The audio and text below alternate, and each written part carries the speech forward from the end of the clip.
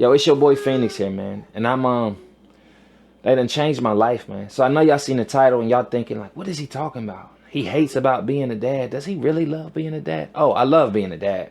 But that still don't mean there's 10 things I can't find to hate about it. You know what I mean? And let's start off with number one, why don't we? What made me think of this whole video is literally, you can't tell them no. I hate that I used to be selfish enough to, somebody needs something, no, you know, I ain't gotta hang with them, I ain't gotta play with them, I just can be all selfish with my time, be out here playing the game, go work out, go do, but it's like, man, I hate it, but I love it, you know what I mean? I hate that I can no longer be that selfish, you know what I mean? Yeah, I used to be real selfish, you know, with my time. Now, it's not even my time no more, you understand what I'm saying? Number two, the things I'm forced to watch. I hate it. You understand how much times I've seen Shrek? Like, I can't, how many times I've seen Sing 2, Moana, Encanto. I know all the songs. I know all the songs by heart. I know I've seen them way too much. I can probably tell you all the words to all the movies of all those things that I watch. Shrek, Shrek 1, Shrek, even Shrek 3. Can you believe that? Shrek 3. You feel what I'm saying? But then I love it because I get to go and show them like Goofy movie, what I was watching. You know, I got an 8-year-old son too, not just this almost 2-year-old. Yeah, she's on me. She wants to eat. You see her carrying that rice around there. She putting it in her where she eat at. She like, yo, I'm ready to eat. Hey, Trent, don't do it. Give it to me then. Give it to me. Give it to me. Give it to me. Bat. She about to start talking stuff to me. But yeah.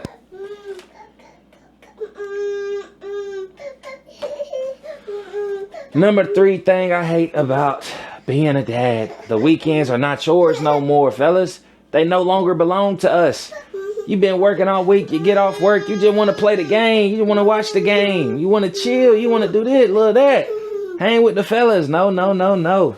We go into museums. We go into botanical garden lights. We going to games. We going to Dave and Buster's. We going to Chuck E. Cheese, man. Wherever. Sky Zone. We out. But man, I love it because it's nothing like it. Seeing them play. You know, seeing them play out here. Y'all ain't see that. Seeing them play. Enjoying themselves. Even on your dime. They ain't, you know. This one here is always ready to ruin a moment. But for the most part, she just want to be out, walk, be about. But yeah, hate it, but I love it. You feel me? I hate it, but I also love it. It's not that bad, man. It's not that bad.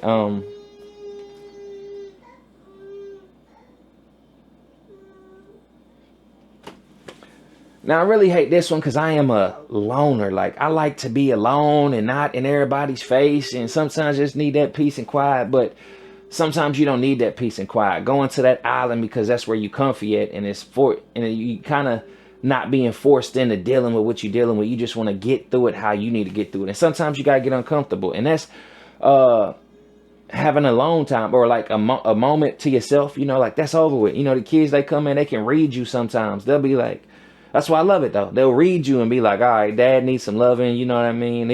He looks stressed. What's up? Let me make him laugh. Hey dad, let me show you this. You know what I mean? Or, you know, sometimes even the kids, they'll run up and just let you do something. You know, they might give you a kiss. My daughter, she might give you a kiss if she might see it. But any other time you want it, you won't get it. But that is even a great example, I would say. You know, you hate that you don't get that moment to yourself to try to I don't know how to just process and do that. You think you know best, and really you don't know best. What's best is going out there with everybody you love and your family around you, and that'll probably help you clear your head more than always relying on yourself with nobody. You know what I mean? These people know you. They can see right through you, and that's why you run from them and want to be alone in the first place. So yeah, hate that. Hate that. Another thing I hate though is when your hobbies got to take a back seat. You know, everything, like I said, stuff you want to do. Sometimes you ain't got to. You want to play basketball, you might want to make music, you might want to go, but most of the time you stressing about it, content creating, doing all that. Like, yo, it's good to just have a reason to get distracted, to be able to have a reason to get distracted and be like, man, I need to step away from this, because like I said, once you get around and get all that stuff off your mind, you get out of that hamster wheel of this society got you on, so to speak. And you know, everybody's on one. We get into it, but that's what vacations and time off, that stuff is important to your mental health. You gotta be able to take some time off, get away from everything. Like, man, I'm not going to work this week. Like, I need to decompress. I need to Trin, will you please get down? Dang. Climbing up on the dressers. I don't know if y'all 2 years, man, climbs on everything. But yeah, your hobbies, man, you gotta give some up. So now when you do them, you'll be a lot more happy when you do them. Even in the short amount of time that you're getting to do them, you're gonna take them a little bit more seriously. I think that's why you see dads, as they get older, even though they get out here and be doing these adult leagues and stuff, they take it pretty serious, man, because it's the only time they get to hoop, play some pickleball, some tennis or something. Like, yeah, they like, this is my moment to myself to really sweat, get it in, compete. You know, really, that's how I love to get my stress off. I gotta compete. I like to win. You know, I like to be tired at the end of my workout. Like, yo, I pushed myself today. I can sleep good knowing I did that. Even though I'm gonna pay for it tomorrow, I'm doing that. But yeah, that's something else I hate about being a dad. Another one, your house is always nosy. Always nosy. This is my little green screen room. You know, in the garage, we got it set up in here. It's a whole nother, we got a projector screen. So we making movie night out here, man. Be some vibes, but it's always noisy in the house. No matter where you are, you'll hear them. And you always need to be able to hear them. But sometimes that silence, you get these crazy thoughts going on. And sometimes when you have people in the house, you know, it's forced you to change. Sometimes you get lost in your thoughts. So it's good sometimes to be able to be forced to get pulled out of there and handle some other business, you know, or even to hear other stuff, take you out of your own thoughts, because you can listen back. What is that? What's going on? Here's some fight, you know what I mean? Now what she gonna do? She gonna run and mess with him. Look, she about to get hit. You better watch out, T. You better watch out. But yeah, the noise is gonna get you, but man, you're gonna love it. You're gonna learn to just love the noise, hearing them, you know. You hear him laughing in his room, it's like instant. I want to know, what are you laughing at in here, bro? What's so funny, you know? Or singing song, like he now Fortnite to introduce him to so much. He like Snoop Dogg, Eminem now. Like, come on, 8 years old. But yeah, the noise is you hate it because sometimes you want that silence, and you'll get it. You know, fathers, we get it. You know what I mean? Sometimes that's why we sit in the car, ladies. Sit in the car, we want that silence, but because we know when we come in this house, it's chaos. So this one I can't really say I hate because it's the protector, right? Of course, you don't want to go check on every scary noise you hear, every little thud, every little bump bump or something. You don't like, why it gotta be me every time? Like, dang, can you just get up and look out there one? Like, cause you know, sometimes the lady, hey, if they don't feel safe, you not sleeping, dog. It's that simple. If they don't feel safe, you're not going to sleep, bro. You might well go ahead. Put your shoes on, go figure something out, get some locks, some security, get you some Ring cameras, you feel me? Change the locks, double latch it up, whatever you got to do to make them feel safe, brother, it's going to be in your piece. But then it ups your stuff, you see what I'm saying? You got to give you an excuse to go buy this type of little piece, you see what I'm saying? To keep this like, yo, I got to have, well, what if it's over here, this situation? It's just another reason to get a little bit more protection, if you know what I'm saying. And, yeah, I used to be a light sleeper because I wasn't right. I didn't have everything. I'm thinking anything could happen. You know, I moved to Atlanta, South Side. I'm like, listen, we from out of town. Ain't no telling that, you know, you got all the craziest stuff, but paranoid. Yeah, sleeping. Hear something outside, wake up, looking through the blinds. Like, what was that? You know, nothing. Just some leaves going over top of each other. You feel me? Nobody out there, you know, and thankfully so. Blessed, covered, anointed. You feel me? But yeah, I love it. I mean, I hate it, but I love it. You know, I love it because as a kid, you always got your dad in the house to be like, hey, dad gonna be the first response or something. You know what I mean? But now you the dad. So you dad now. You got to protect. You got to be out here ready for war. Anything happen, you got to be able to hold it down. Police can't be there immediately to save you. So you got to be the one to take control. Make sure, hey, this family is safe. Y'all can sleep securely knowing that I got this. I got this. Anybody get anywhere close to this house, man, I gotta even have an Apple. Hey, the watch is gonna tell me wake up. You feel me?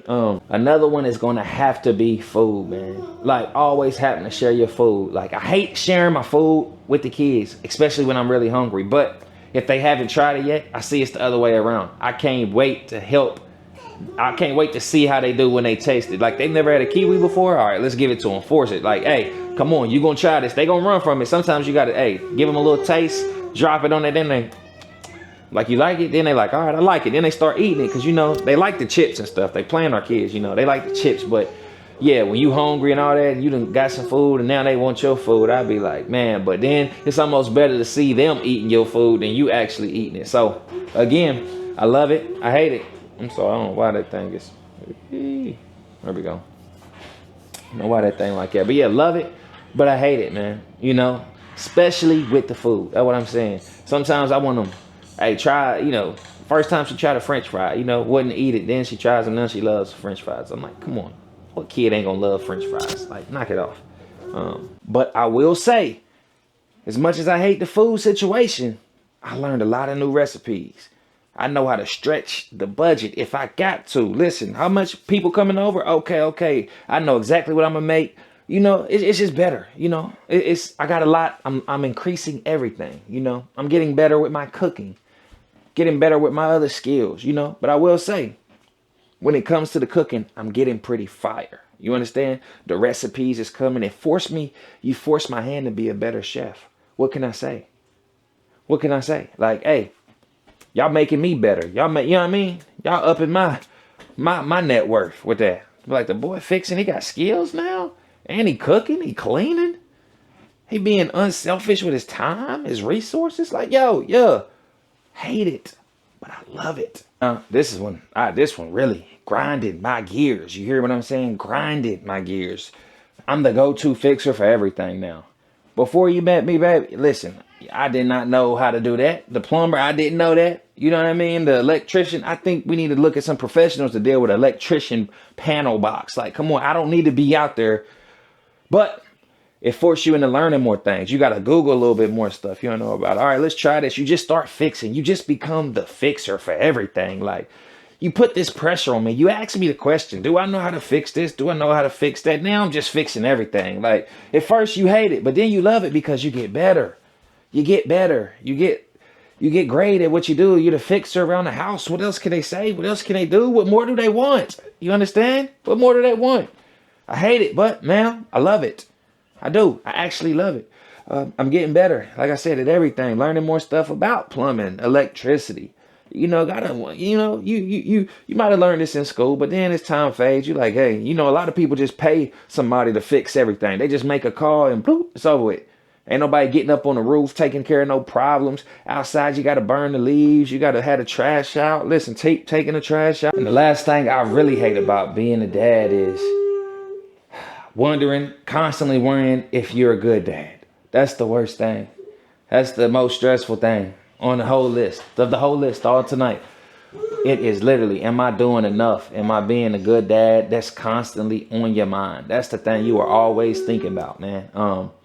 From how you raising your daughter and how you raising your man. Like, are you raising, because you know, I feel like you do got to raise them the same, but when it comes to a man, you got to raise a man different and talk to a lady different than when you were, you know, I get on my son sometimes, you know, I do. I get on him. And he's actually in that garage playing VR. We'll go holler at him. Well, y'all probably already seen him. Oh my God. Trend, what are you doing? See what I'm saying? You can't get a moment alone.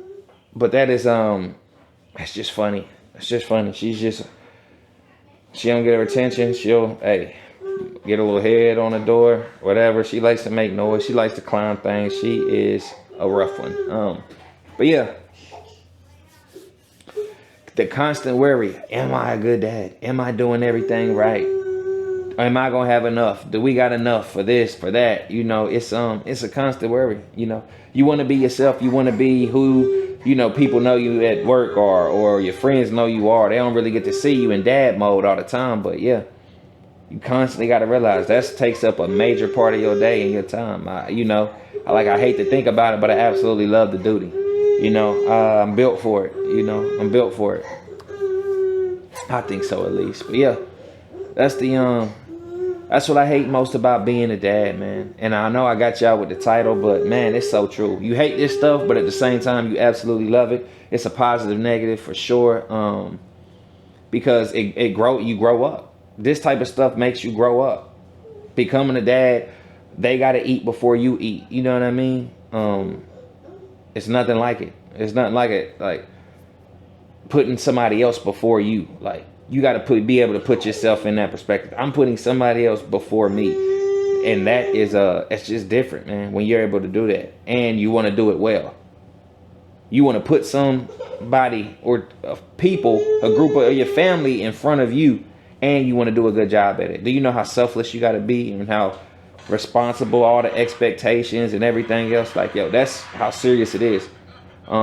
So it's not for the weak. And I see why a lot of men do run away and they don't want to be responsible to, you know, deal with their problems. Cause yo, it's not easy. It's not no game. You gotta actually be a dad. You actually gotta get out here, work, provide, be the last one sometimes to some things, you know, staying up, going a longer mile, doing like the appointments, signing up, taking on the practice, all this stuff. Hey, brought them into this world, man. So handle your business, man. And shout out to all the good dads. Shout out to every father out there. But I gotta salute the good dads, the one that have been examples. You know, that my dad, you know, to be able to see my wife's dad, just good dads, man. And from my pawpaws, yeah, I've been around some good men, you know, some traditional men, you know, seeing how they think, and they seem to usually align with what I'm talking about. Cause I'm like, hey, I learned it from y'all. I ain't did nothing but observe y'all and see what works best. And hey, as they say, learn from mistakes of others before you learn from mistakes on yourself. You feel me? But yeah, that's my video. If y'all rocking with it, let me know.